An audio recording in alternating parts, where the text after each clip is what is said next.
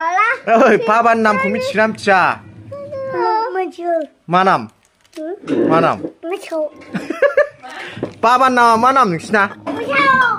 ओइ सान्थौ बाबानि नामा मा नाम? बाबानि मामा बाबा मानि मालै?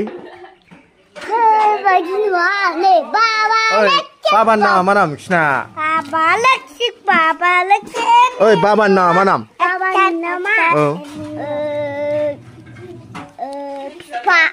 आबानि नामालाय माथो? आबानि नामा हालिमुबा। ओमफ्राय आबाना बाबानालाय? बाबाना आबानि नामा मा नाम दों? ओमफ्राय बाबानि नामालाय? मोनथिया। आबाखौ होनो आबा। बाबाखौ सिनायगोना सिनाया? आबा होनलाय आबा। साला दिनैसो मोनसनदां।